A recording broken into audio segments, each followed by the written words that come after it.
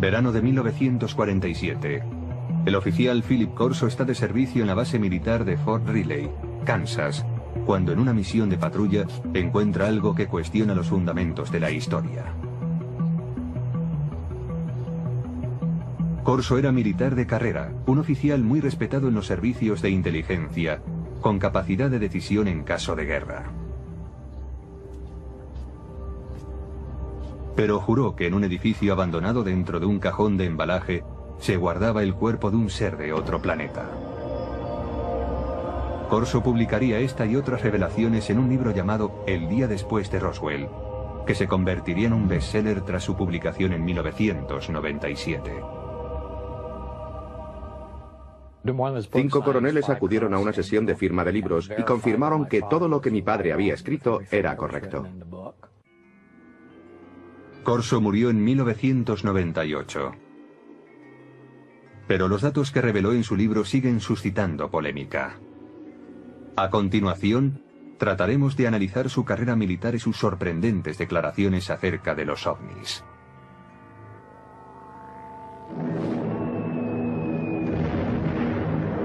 ...1942... el año siguiente al ataque de Pearl Harbor. Philip Corso, un joven de una pequeña ciudad de Pensilvania, es reclutado por el ejército.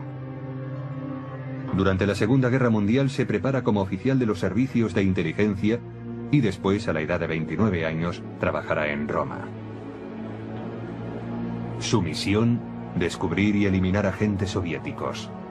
Cuando el ejército de los Estados Unidos ocupó Roma, lo que quería era que el gobierno de la posguerra fuese un gobierno amigo, no un gobierno comunista. Corso desempeñaba una labor de responsabilidad. Se le consideraba un hombre con futuro. En abril de 1947, Corso vuelve a los Estados Unidos para seguir su preparación en el servicio de inteligencia del ejército en Fort Riley. 3 meses más tarde, en julio de 1947, llega la noche en que, según declara, tiene lugar el hallazgo que tanto le impresionó. Corso tiene 32 años y es el oficial de guardia aquella noche. La seguridad de la base está bajo su responsabilidad. Esa noche, Fort Riley bulle de actividad. Han llegado a la base de Kansas 5 camiones con los restos del misterioso accidente de una aeronave en Roswell, Nuevo México.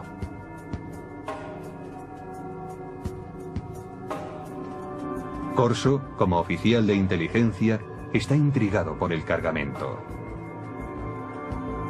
Y hacia las 11 de la noche, entra en el edificio donde se ha dejado la carga.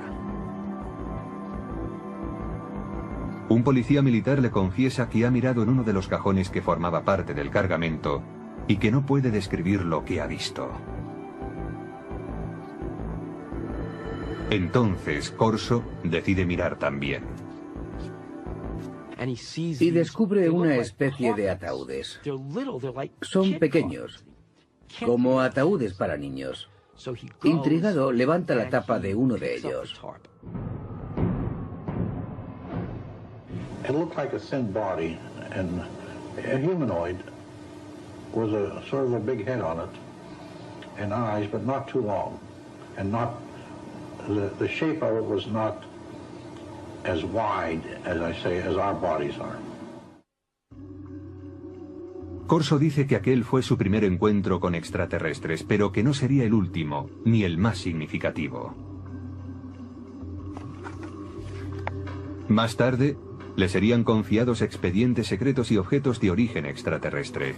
Estos últimos, según él, provocarían una revolución tecnológica. Pero en 1947 acababa de empezar esta historia.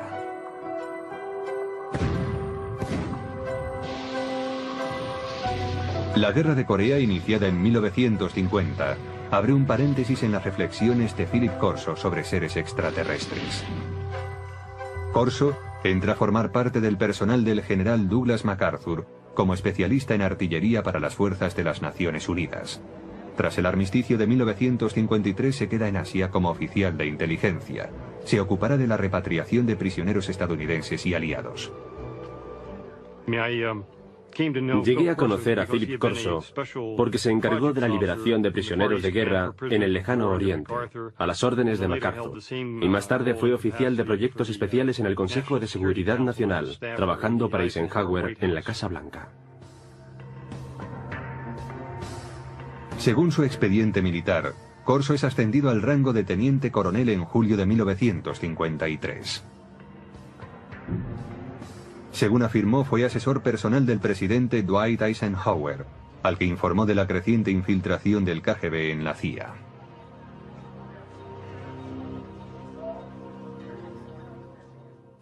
Y Corso se quejaba de esto ante Eisenhower en el Consejo de Seguridad Nacional. Corso declara también que Eisenhower le premió otorgándole la comandancia de un batallón. Los archivos militares confirman que fue nombrado comandante de un batallón de artillería en el campo de misiles de Red Canyon.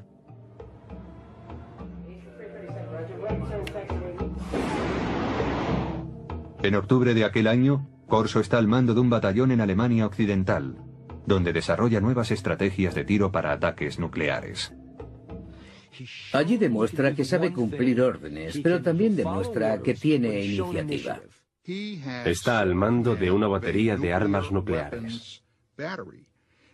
Si se hubiese declarado la guerra contra la Unión Soviética en los años 50, cuando Corso estaba en Alemania, él habría tenido autoridad para disparar armas nucleares.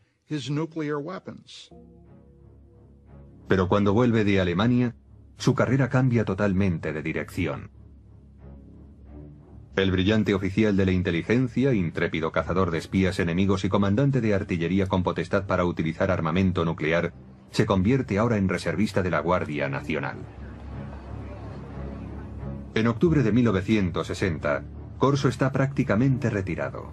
Es asesor a tiempo parcial en una base de la Guardia Nacional en Maryland. Se podría decir que alguien no estaba satisfecho con él. No tuvo la recompensa merecida.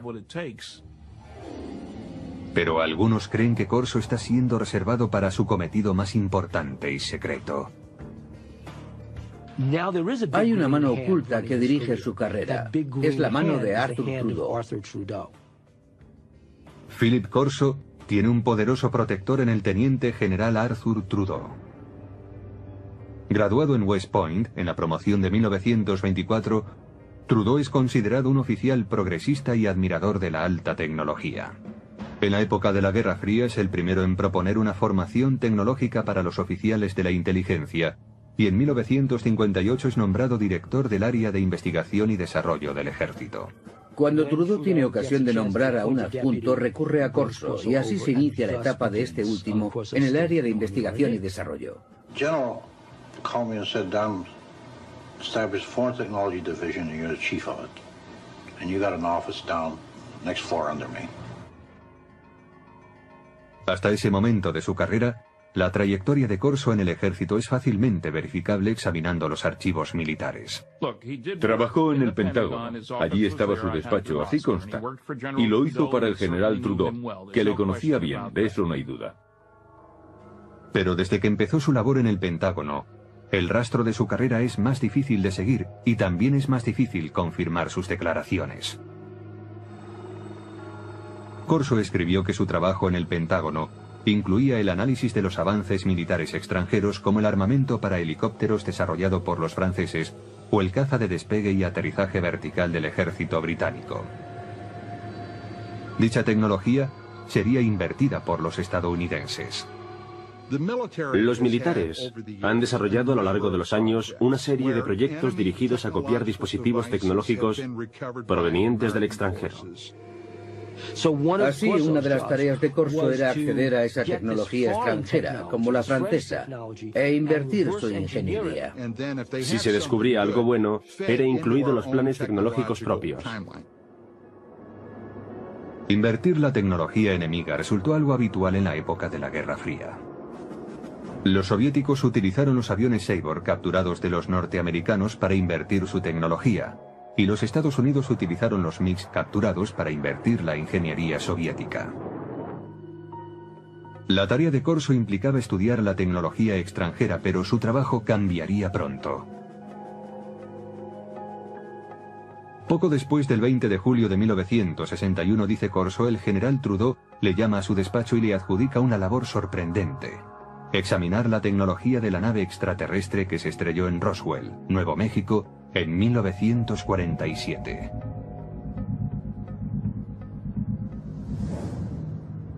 Trudeau envió un archivador al despacho de Corso. Según este, el archivador guardaba pruebas de diferentes visitas de extraterrestres a la Tierra, así como de su tecnología que afirmaba sería utilizada para desarrollar la nuestra.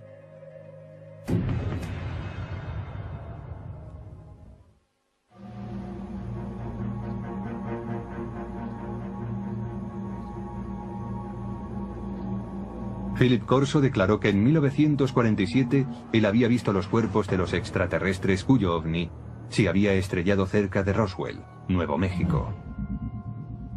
La descripción de Corso coincide con la de aquellos que se declararon testigos del accidente. Los alienígenas, según estos testigos, eran 4 pequeños seres humanoides, con manos de 4 dedos, piernas delgadas, una cabeza excesivamente grande y ojos en forma de almendra.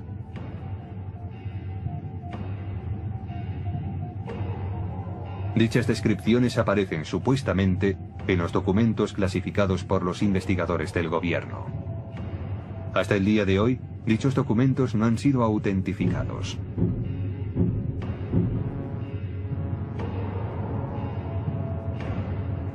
Corso insiste en que él nunca habló con nadie sobre lo que vio en Fort Riley.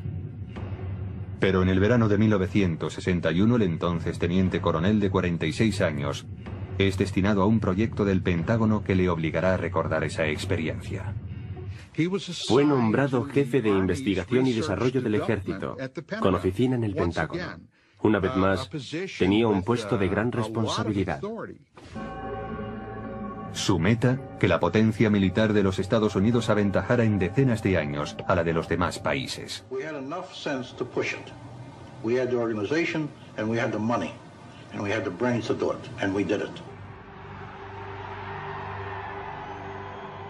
Durante la época de la Guerra Fría, dice Corso, preocupaba mucho al gobierno que los rusos llegasen a tener acceso a los materiales extraterrestres o, lo que era aún peor, que los alienígenas utilizaran su superior tecnología para invadir la Tierra.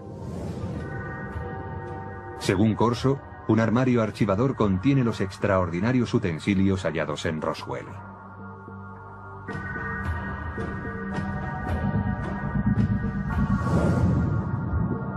Un trozo de traje metálico superresistente. Corso afirma que quizás sirviera para proteger a los alienígenas.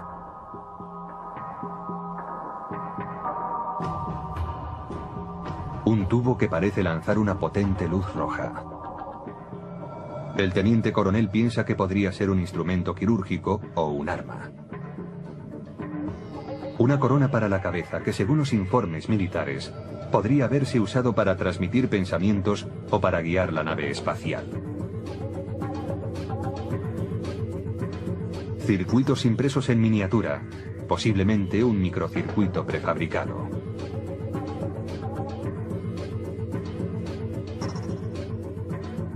Un cable flexible que podría haber transmitido luz.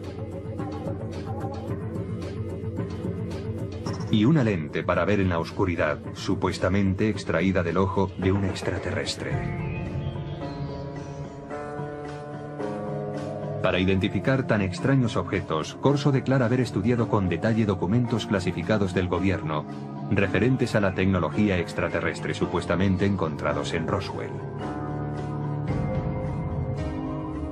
Según dichos informes, algunos de los más destacados científicos del mundo, hombres como Werner von Braun y J. Robert Oppenheimer, accedieron al lugar del accidente en Roswell. Corso dice que el teniente general Trudeau le autorizó a confeccionar la lista de hombres que incluiría en su equipo. You will put on that team anybody that you want. Engineers, scientists, and even I told the Germans. Told them I'll take a couple of Germans too, in addition to the US scientists. Basándose en la cuidadosa lectura de los informes Roswell, Corso declara haber desarrollado su propia teoría sobre cómo podría funcionar la nave extraterrestre. Lo que decía Corso era que la nave no era un platillo volante.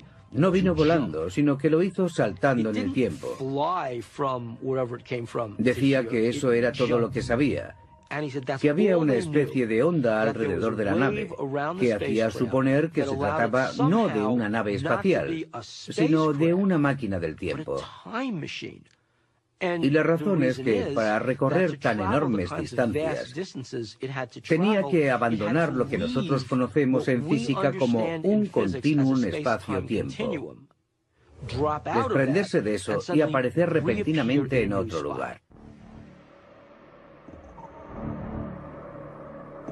En las notas personales de Corso hay dibujos que detallan sus conceptos. Corso especula con que la nave extraterrestre fuese manejada mentalmente por un mecanismo encajado en el cráneo del alienígena. Parece que si se gira la corona en torno al cráneo del alienígena, las tomas electromagnéticas se encajarían con determinadas partes de su cerebro. Una vez concluida la investigación, Corso decide que está preparado para ir más allá. Su aplicación. La tecnología extraterrestre que, según él, procede de Roswell, es mostrada a determinadas firmas para su desarrollo. Traten de imaginar qué sucedería si una nave espacial se estrellase contra la Tierra y en ella hubiese un fabuloso dispositivo tecnológico y alguien como Corso entregara ese material a unos laboratorios de investigación diciendo: averiguad cómo funciona esto.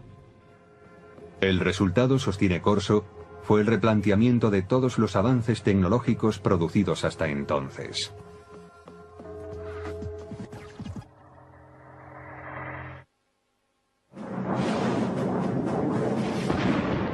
En la década de 1960, la potencia militar estadounidense está plenamente entregada a la Guerra Fría.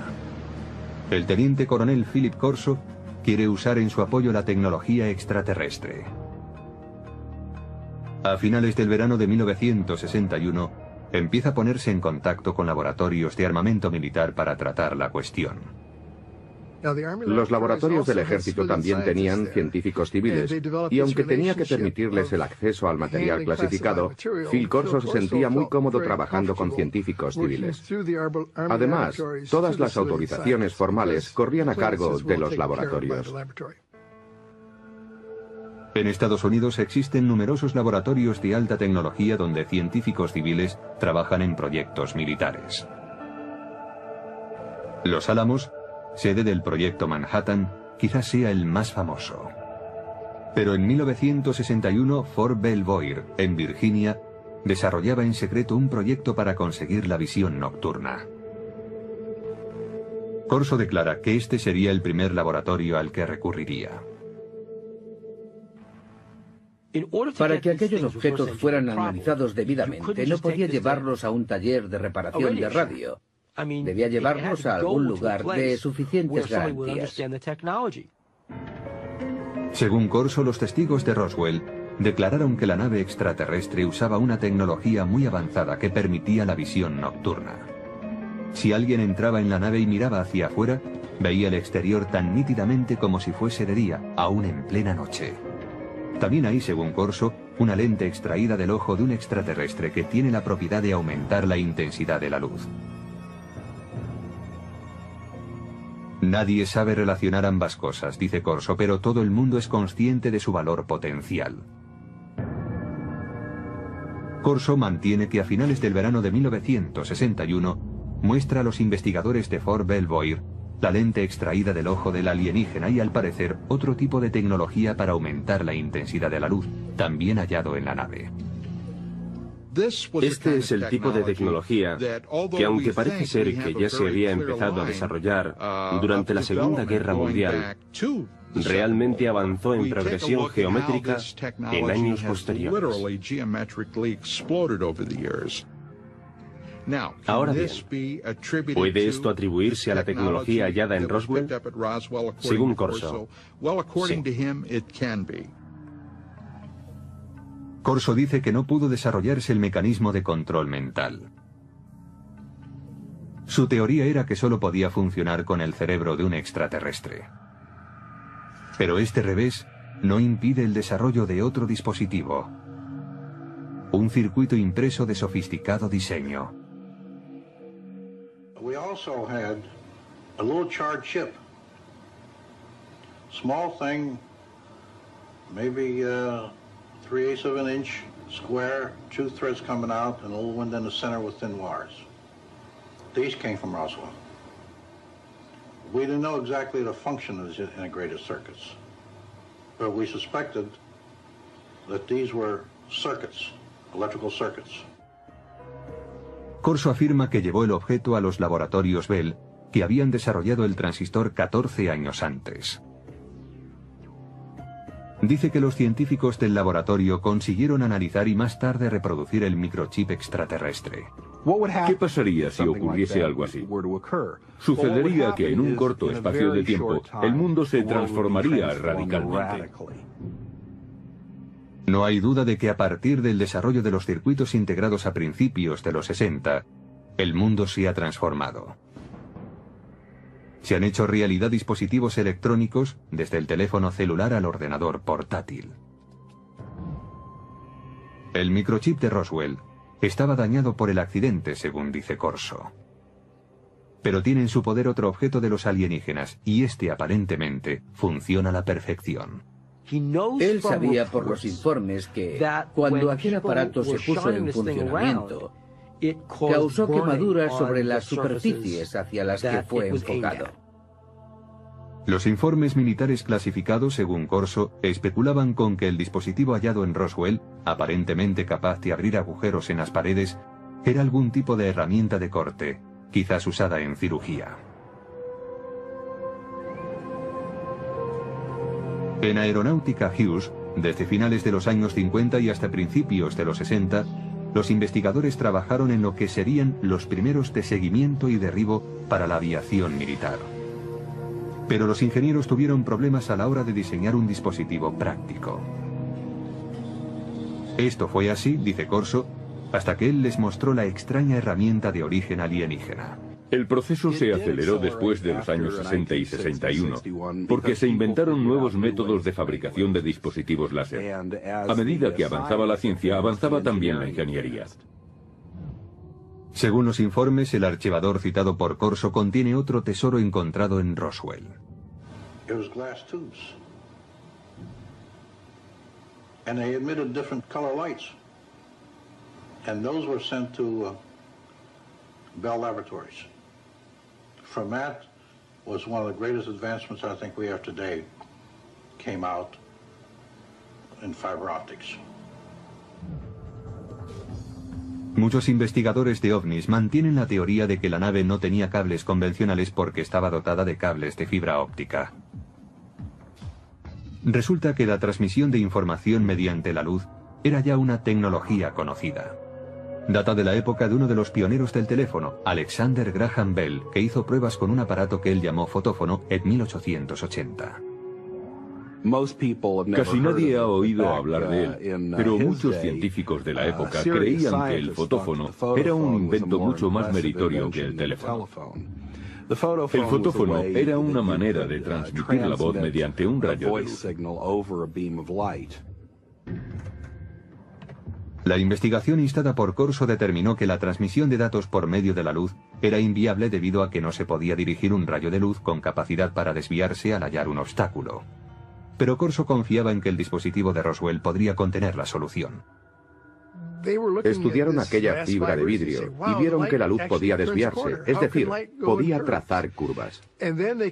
Llegaron a la conclusión de que aquello se debía al revestimiento del cable. Aquella era la clave para hacer funcionar la fibra óptica. Aunque el uso de la fibra óptica no se generalizó hasta los años 70, los investigadores de ovnis creen que el revestimiento del dispositivo extraterrestre, una capa externa que cubría la fibra conductora, es lo que posibilitó el avance de la fibra óptica en nuestro planeta. Corso también examina algunas fibras muy resistentes que, según los informes militares, proceden de los trajes de los alienígenas. The first thing of the fabric that amazed me was a thread that I couldn't cut with a razor blade. Just a thread. Corso ofrece en su libro una teoría referente a las fibras que componían el tejido de los trajes alienígenas. El cuerpo de los extraterrestres, posiblemente de materia más vulnerable, estaba protegido por la gran resistencia de un tejido que, en cierto modo, formaba un escudo. Y según Corso, no se vestían con él, sino que lo tejían a su alrededor. Es decir, lo hilaban como un capullo de seda.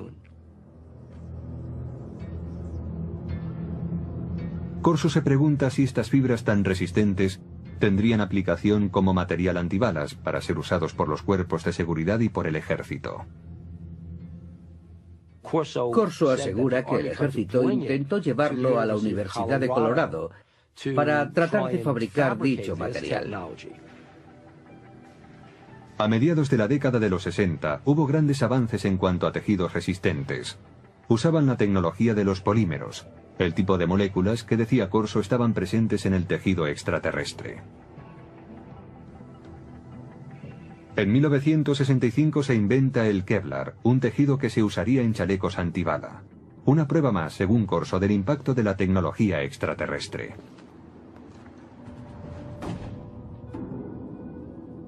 Nadie niega que el periodo en que el teniente coronel trabajó en el Pentágono coincide con un periodo de gran desarrollo tecnológico en los Estados Unidos. Los defensores de Corso dicen que la tecnología alienígena tuvo mucho que ver, pero otros ven las cosas de un modo diferente.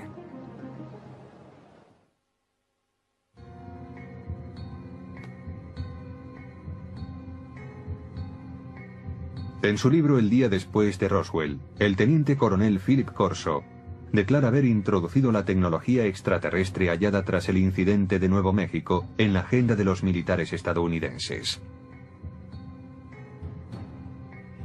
Pero otros afirman que los avances científicos de los años 60 no fueron obra de un héroe, ni se debieron a la ayuda extraterrestre.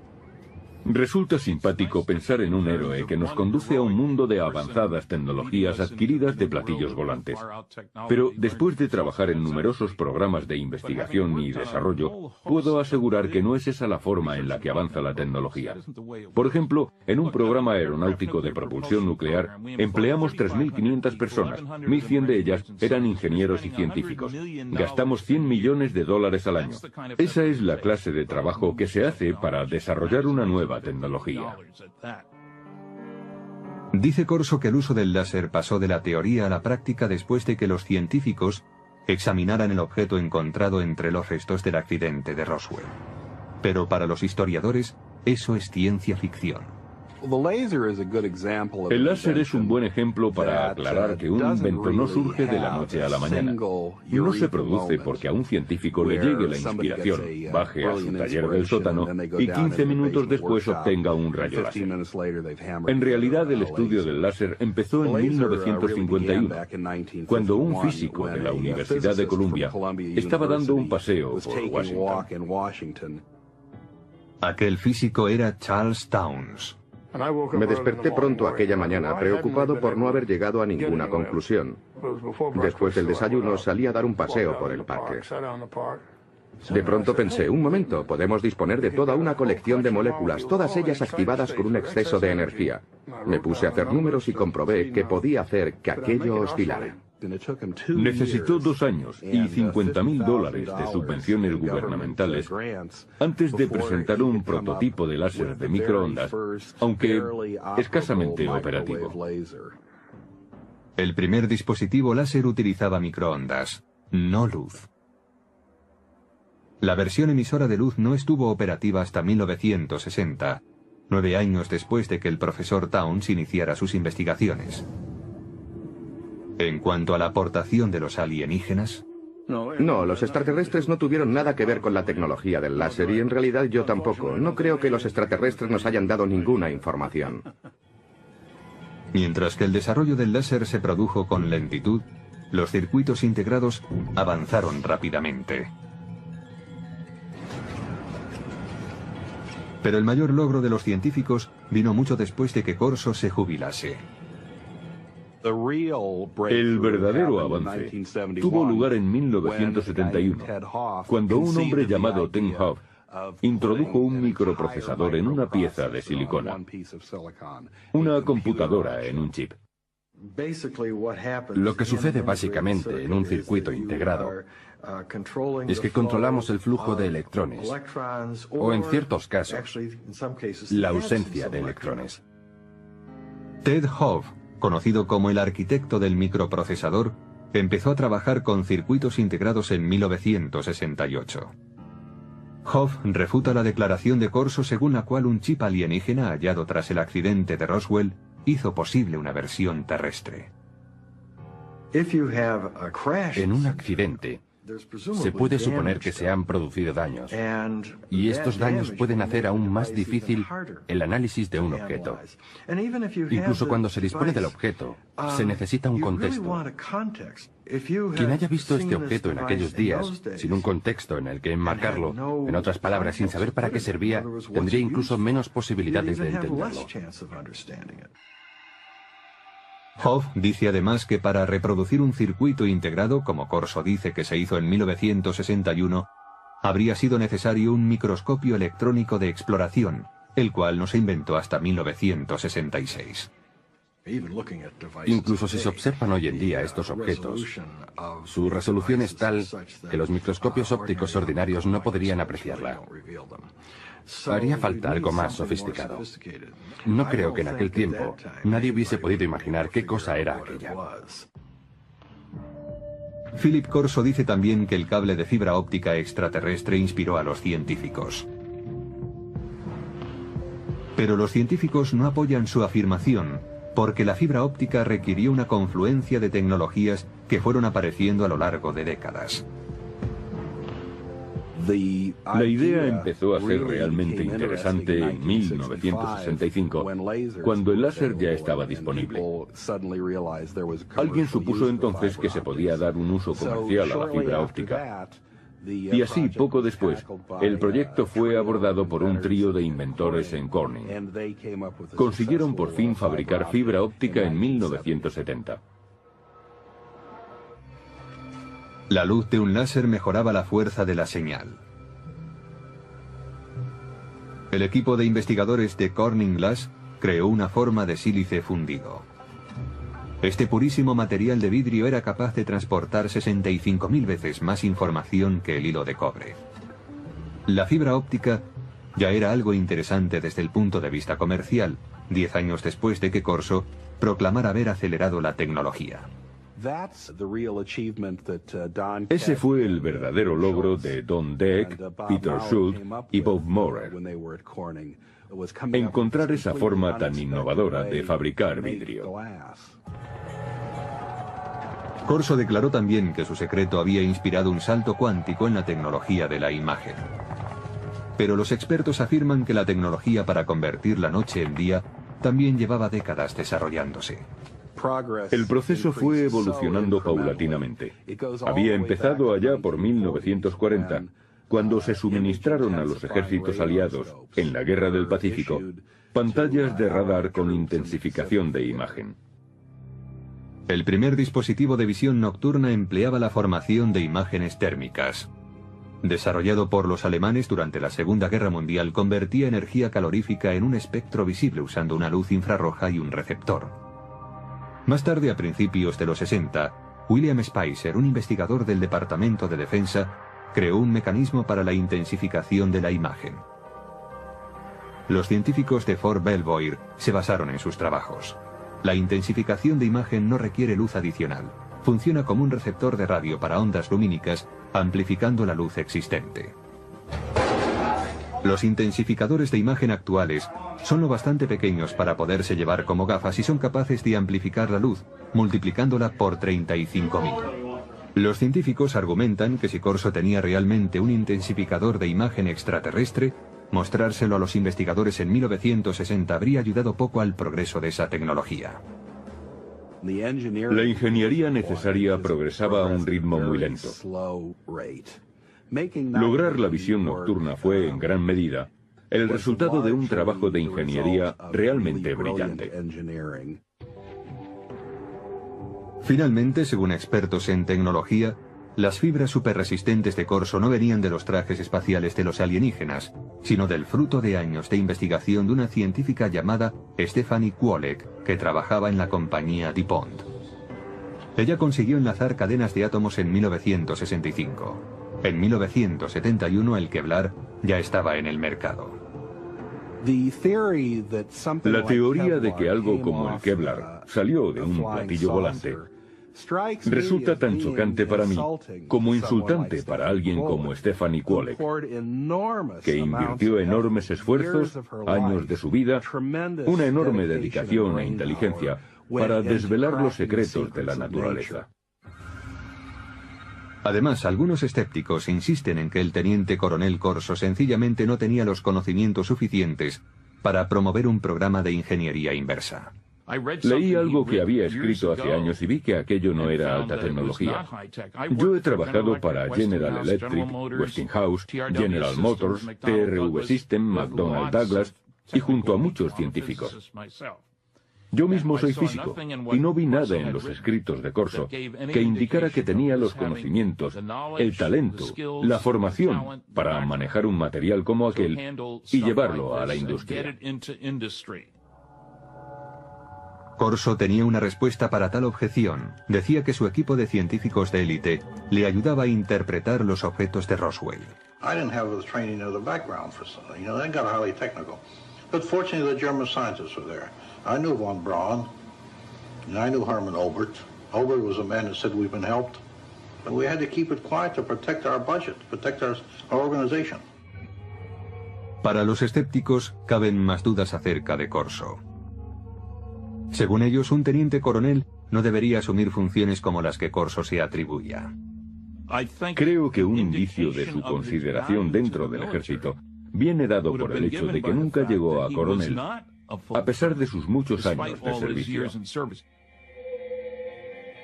Pero otros apoyan las afirmaciones de Corso, en particular aquellos que dicen conocer el funcionamiento interno del ejército.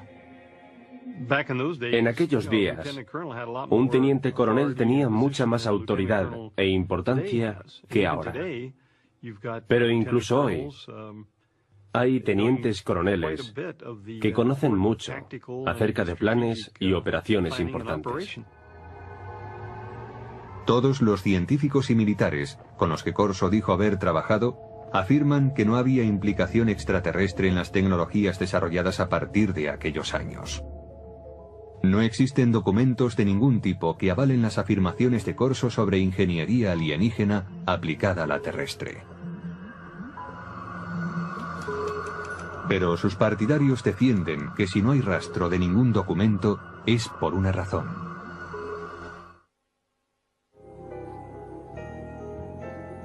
Quienes creen que una nave extraterrestre se estrelló cerca de Roswell coinciden en una cosa: el gobierno ocultó sistemáticamente la verdad. El gobierno de los Estados Unidos y otros gobiernos del mundo han ocultado pruebas para dar este asunto por concluido, pretendiendo así acabar con el misterio. Philip Corso alega que él también debía mantener en secreto su programa de ingeniería inversa. We couldn't discuss it. We made a decision. It cannot be discussed outside of us. We're doing good. We have the authority, we have the money for our R&D projects. Well, that's fine. Let's keep it that way. Let's not get mixed up in the murky area of whether they exist or not.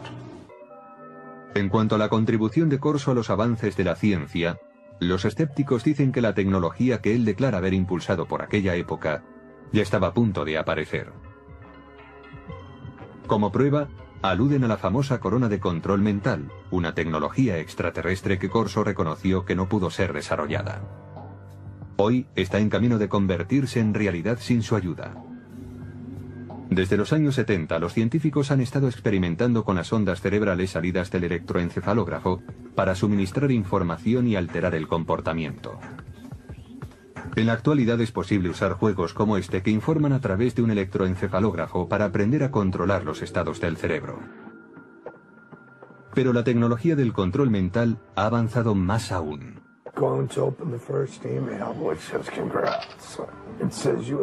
En 2004, la FDA autorizó a los investigadores para experimentar con unos diminutos implantes cerebrales, diseñados para que las personas discapacitadas pudiesen controlar un ordenador con su pensamiento.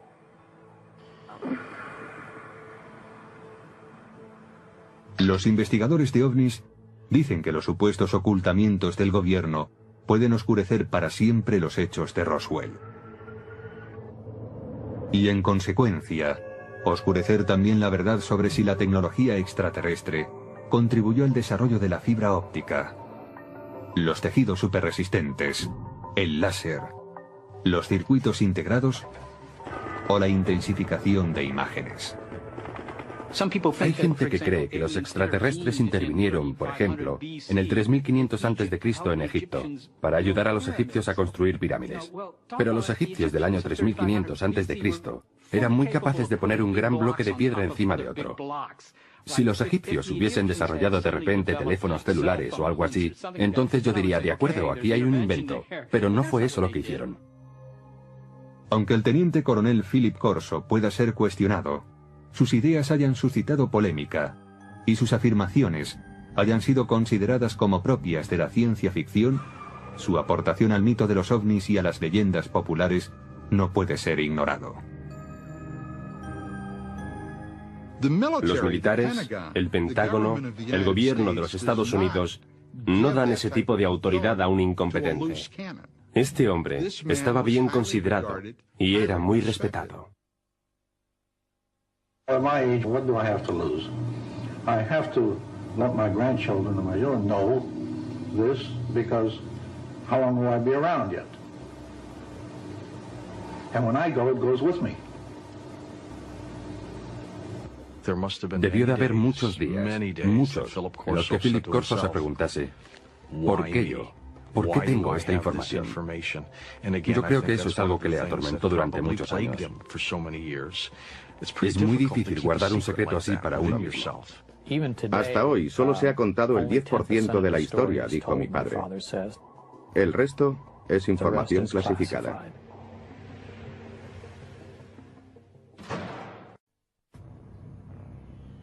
Julio de 1947, Roswell, Nuevo México. Muchos creen que los restos encontrados en el desierto cerca de esta pequeña ciudad pertenecen a un ovni. La pregunta es, ¿existen los ovnis? La respuesta es sí. Aún perdura la controversia sobre lo que aconteció allí aquella noche. Un exoficial de inteligencia del ejército de los Estados Unidos ha contribuido a la polémica. Según él, los ovnis no solo existen, sino que el ejército estadounidense ha copiado tecnología avanzada de ellos. Él lo sabe, afirma, porque ha tenido en sus manos muestras de esa tecnología y ha visto los cuerpos de los alienígenas encontrados en Roswell. The humanoid type body came from the Roswell area where there was a crash in 1947. ¿Por qué debemos creerle? ¿Por su rango? ¿Por los años de servicio al país y por su reputación? Pues era considerado uno de los militares más brillantes en su especialidad. ¿Quién es este individuo? ¿Qué dijo en el pasado? ¿Cuáles de sus predicciones se han cumplido? Según las palabras del teniente coronel Philip Corso, él era el responsable de que la tecnología extraterrestre llegara a los laboratorios militares y a los científicos civiles, quienes se valieron de ella para fabricar dispositivos láser, fibra óptica, circuitos integrados, gafas de visión nocturna y chalecos antibalas. Estudiamos platillos volantes que se han estrellado o que han sido derribados y tratamos de averiguar cómo funcionan. Muchos niegan que la tecnología extraterrestre haya sido el motor de la industria militar. Es una forma peculiar de confiar en la ingenuidad humana. Supe que Philip Corso no decía la verdad gracias a una serie de cosas. ¿Será la historia de Philip Corso fruto de su fantasía y su ambición? ¿O la confirmación de que en Roswell se estrelló un ovni en 1947? ¿Se inició realmente gracias a ese hecho un programa militar secreto que incorporaba la tecnología extraterrestre a la industria armamentística?